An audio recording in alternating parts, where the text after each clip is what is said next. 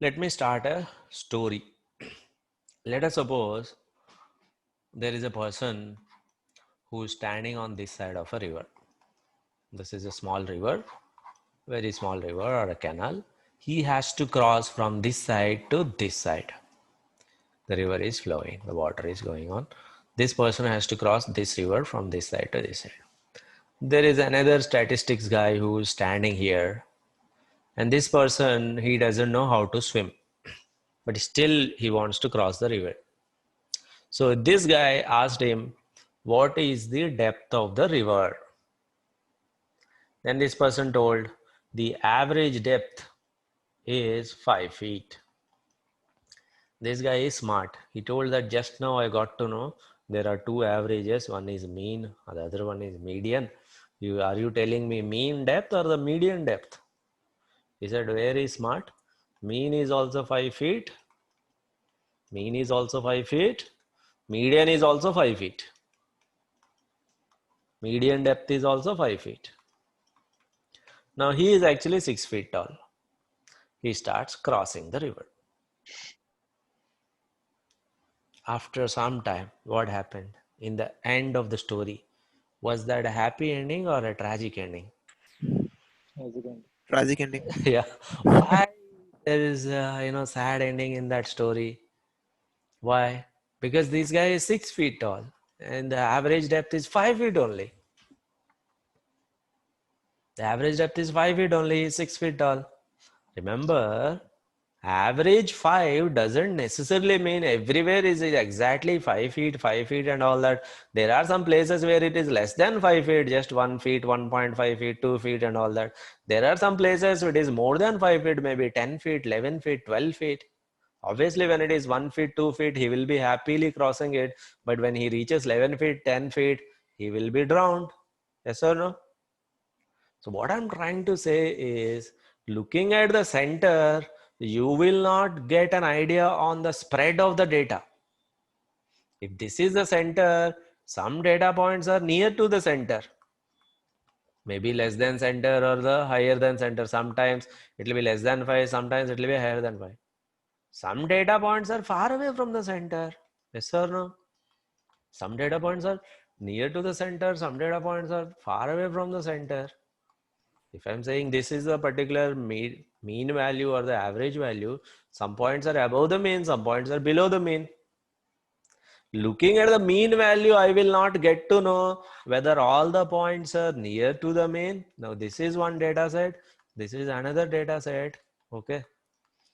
Here in this data, for both the data set, mean is same. Mean is exactly at the same level.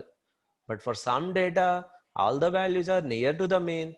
For the other data, some values are far away from the mean, some values are very much less than the mean. So looking at the center value, I will not get an idea on the spread of the data. The spread is known as dispersion in the data. There has to be a different measure for measuring the dispersion. I cannot use the same measure that was used for measuring the center. Center already, we have seen a tragic story. You remember that story, right? Following the center will not give you an idea on the dispersion or the spread in the data. Here is another example. There are two companies, company A, company B.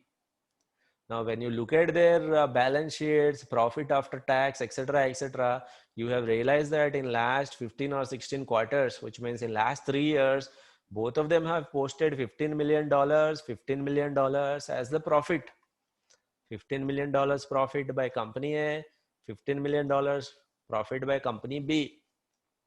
If you have to invest in one of these two companies for a long term, maybe for 20, 30 years, you want to put the money in that and then you want to reap benefits later on. Which company will you choose? Will you go for investment in company A or will you go for investment in company B? Company B. Company B. Most of the people who are looking at the long-term investments, they will definitely prefer company B. My question is, why? Why not company A? Why didn't you pick company A? Because if I look at their average, both are one and the same. No, why are you picking one of them? Look at their average values. Both of them have posted in last 3 years. Both of them have the same average profit. But what you have seen is not just the average value. Those who have picked company B, I think they might have gone through the data. They found that the average is 15. That's all right. Sometimes it's going as high as 17, 18. Sometimes it's going as low as 12 and all that. You thought that's perfectly fine. They are consistent. And for long term, you need consistency in the company. It is going to really do well. You invest in that. Whereas company A, average is $15 million. That's all right. Sometimes it was performing very good. Profit of $43 million, $44 million. Sometimes there is no profit. Sometimes there was a loss of $8 million, loss of $10 million, losses also, losses and profits. Obviously, though both company A and company B, both of them have $15 million, $15 million as the center value. Mean value might be same, but company A is going far above the mean value, sometimes far below the mean value. For company A, sometimes it is going far above the mean, far below the mean, whereas company B almost around the mean only, not very much far away from the mean. This is known as dispersion in the data. Looking at the mean, I will not get an idea on the dispersion in the data. There has to be a different measure. There has to be a new measure that I have to derive that will quantify the dispersion in the data and give you like a number. There has to be a new measure that will quantify the dispersion. Are you understanding what I meant to say? Dispersion. Dispersion means spread in the data. There has to be a different measure for it. There is one famous measure. Its name is quite intuitive. The dispersion can be measured using something called variance. Variance quantifies the dispersion in the data. Maybe variance in company B is lesser, variance in company A is slightly higher. So we are going to calculate variance for company A, variance for company B. We will realize that variance is less for this, variance is high for this. What is the calculation of variance? Let us see. How do you calculate variance? First, you take the original value. What is the value? The value that you have. So here I have 43, 44 and all that. Calculate the mean value. Mean is how much? 15. Now you calculate the value minus mean. 43 minus 15. 43 minus 15 is how much? 28. 44 minus 15, 29. 0 minus 15. 0 minus 15 minus 15. 25 minus 15, etc., etc., etc., etc. Now, answer this question. Be ready in the chat window. Answer this question. If this deviations, let me call this as value minus mean, that is the deviation from the mean. If this is high, that is a sign of high dispersion or low dispersion. If this deviation is higher, High dispersion. that is a sign of higher dispersion, isn't it? If this deviation is lower, that is a sign of low dispersion. Dispersion means what? Variance or the spread in the data. Obviously, if some values are going very far away from the mean, some values are very far away below the mean, that means dispersion or the variance will be high. Now my question, next question is, can I simply take the sum of all these deviations, call that as variance? Can I simply take the summation of all these deviations, simply call that as variance? If I can take that, why I need some complicated formula? Why can't I simply take the summation? What is the problem? Some of you are saying no, do not take it. What is the problem with it? What is the immediate problem that you see? Why can't I simply take the summation of the deviation? Because higher the deviation, higher the variance. What's the problem with it? The problem here is the logic is correct. Deviations are higher, variance is high. But some deviations are positive, some deviations are negative. As most of you already told me in the chat window that some deviations are positive, some deviations are negative. They may cancel out. And though there is higher variance, you might not see that in the final value. That's a very good point. For me, whether it is positive deviation or negative deviation, a deviation is a deviation. I don't want this to be cancelled out with this one, this to be cancelled out with this one. This cancellation should not happen when I'm calculating the dispersion in the data. Yeah, positive plus negative, it will become neutral. It looks like there is no variance. That's right. Right way of putting it. That is why what do? We will not directly take value minus mean. We will take value minus mean whole square. Value minus mean whole square. Value minus mean, which is minus 15 whole square. Minus 15 square is 225. Whether the deviation is negative or whether the deviation is positive, deviation square will be always positive. So this is value minus mean whole square. Take the average of all such things. Take the average of all such things. That will give you an idea on variance. So let us write the formula for variance. Variance equal to, what is it? Xi is my actual value minus X bar. Tell me what is X bar? Why am I writing Xi minus X bar? X bar is the mean value. So from here on, X bar denotes mean value. Whole square. Why am I taking square? Because some values are positive deviation, some are negative deviation. Find the average of all such deviations. Average is found by summation divided by count. This is known as variance. Here is a formula for variance. Summation xi minus x bar whole square divided by n. Average of all the square deviation is variance.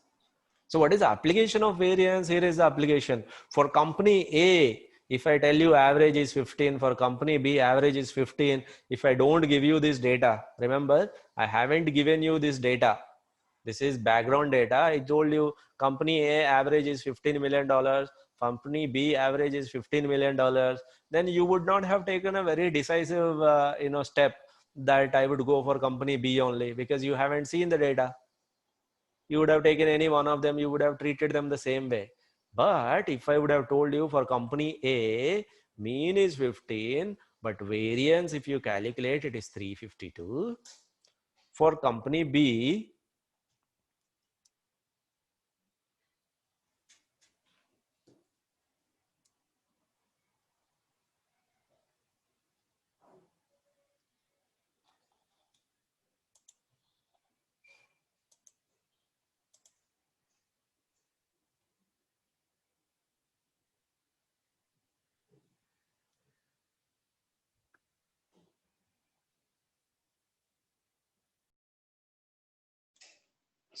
sorry, there was a disconnection from my side. Can you hear me now? I have reconnected back. Yes, Yes, sir. yes, sir. Okay. Yes. Just a second. I'll just readjust this.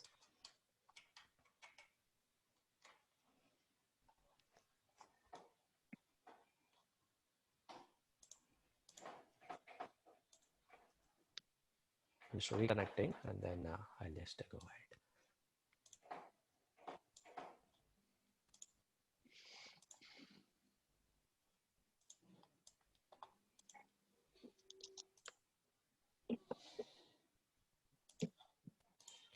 Can you confirm that you can hear me clearly without any disturbance and even my screen now?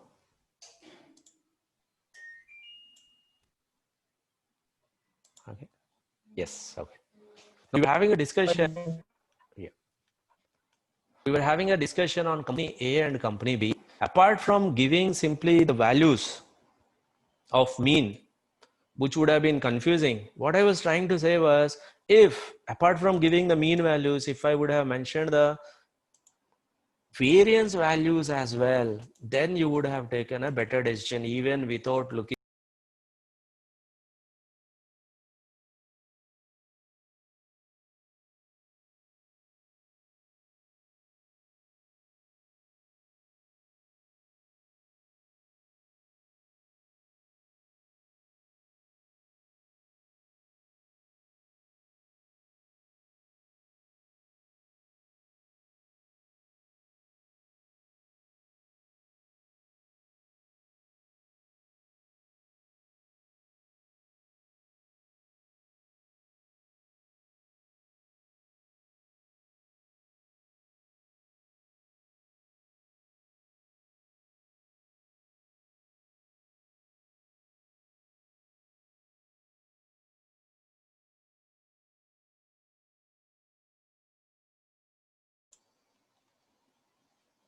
I think I was talking on mute. Can you hear me, everyone? Yes, sir. Yes. Yes, sir. Yes, sir. Uh, was I on mute from last 5 minutes or so? Yes, sir. Yes, sir. Yes. Okay, sorry. I thought that I was talking to you guys. Okay. Yeah. Now I was asking, are there any questions on variance? So I'll just quickly recap what I talked in last few minutes. If I give company A its mean value 15, its variance value is 352.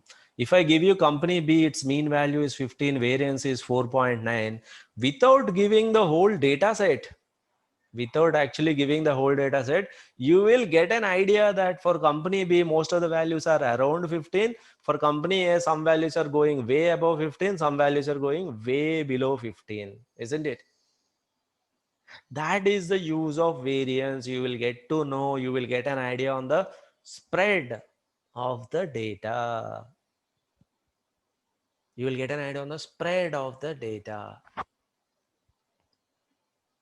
Now, this whole idea of variance looks fine, but there is only one problem here. What is that one single problem? Everything is squared up here. You have calculated the value minus mean squared, squared, squared. That means if it is in dollars, this will be dollar square. If it is in meters, this will be meter square.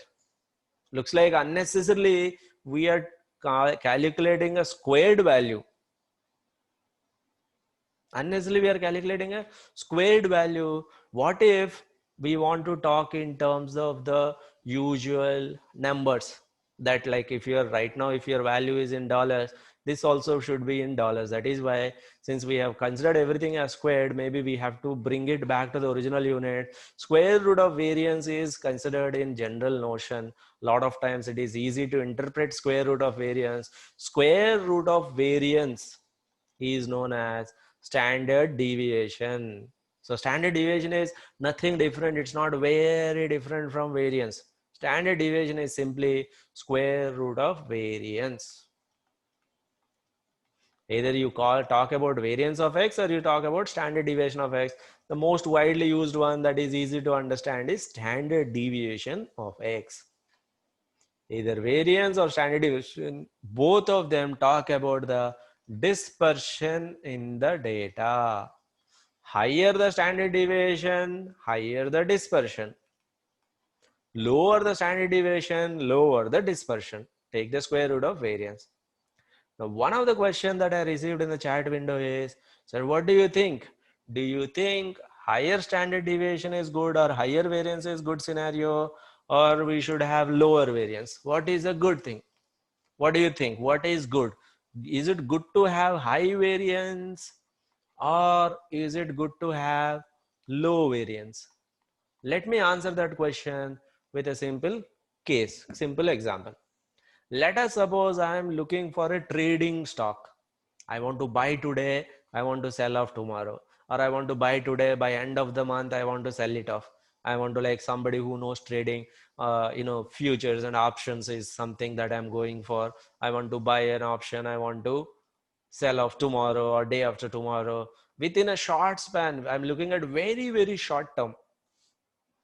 That's I want to use that particular stock. I want to make the money very quickly, make or break, whatever it is. If that is the case, would you go for company A stock or company B stock? In this particular scenario that I gave you, where you have to buy today, within a month you want to get rid of that, there are such options. Like basically there is something called options in the stock market. You have to buy by month end, whether you sell it or not, you have to exit. There is no other way around. Then you would go for company A. So based on your requirement here, you're going for company A if it is for trading or short term. What if I want to buy for long term? I want to buy today. I want to invest. I keep on doing SIPs every month. I want to put some money in that. I keep on doing it maybe for 20 years or so. I want to use it after 20 years for my retirement and all that. During that time, I will sell off that stock. If that is the case, would you go for company A or company B? Which one is better in that case? High variance or low variance? Low variance. Low variance. So in some scenarios, Low high variance. variance is better. In some scenarios, low variance is better. You have to choose based on the problem statement. The problem that is in your hand, based on that, sometimes you want high variance, sometimes you want low variance. Nothing is wrong. We should not say that ye bura company hai, ye acha company hai. No. Sometimes you want lot of versatility, you want lot of variation, go for high variance one. Sometimes you want consistency, go for low variance one. Are you with me? But what does variance do? It will quantify dispersion in the data. Okay. That is one of the questions that I received in chat window. Let me check for other questions. Ajay asks, why are we talking about mean here? Why don't we take median? Very good question. Because mean is depending on the outliers. But mean basically changes. When you have outliers in the data, mean changes. Why can't we simply take median here?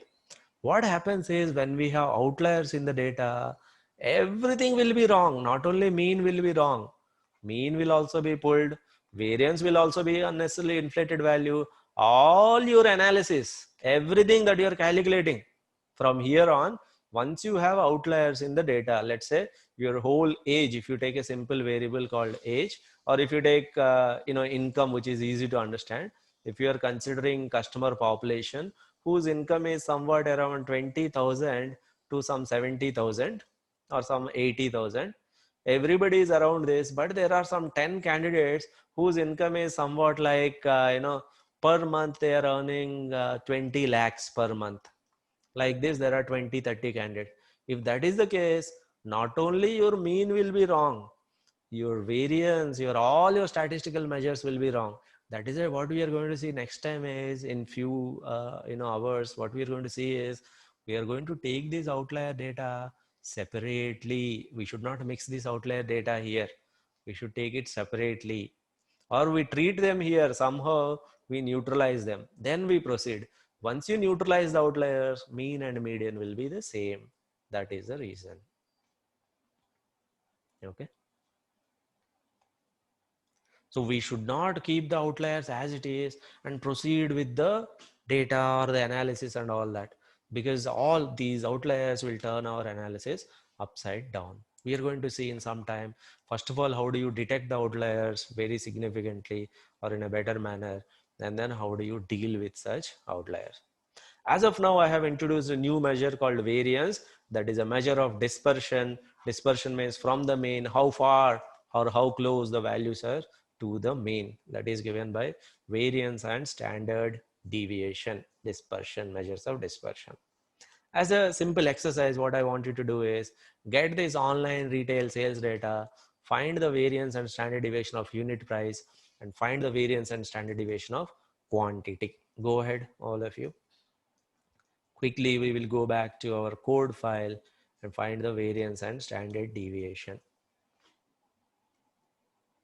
Jump onto your code file.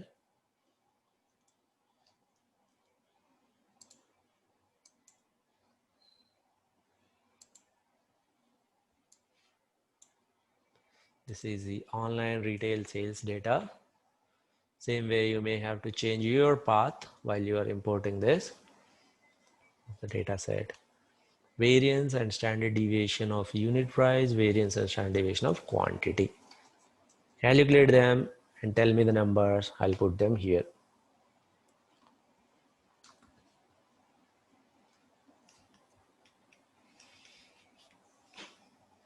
For unit price, yeah. The first one is for unit price, variance, and standard. Correct, right. So for unit price, the variance and standard deviation are 9362. I think standard, once you have variance, just the square root of that will give us the standard deviation, which will be simple thing, 96. For the That will be the standard deviation, 96 something, 96.75. Is this for unit price or the quantity? So this is for unit price, and for the quantity it is 47559. It is actually slightly difficult to interpret what exactly this 47559 means, whereas standard deviation is slightly easy to interpret, that around the average value this much is the on an average deviation. It's not exact deviation, on an average that much is the deviation of every data point that you take. This is on an average square of the deviation. That's the thing. Sir, one doubt. Yeah. So we have mean and median to understand the spread of the data. Is it if spread you or the center value?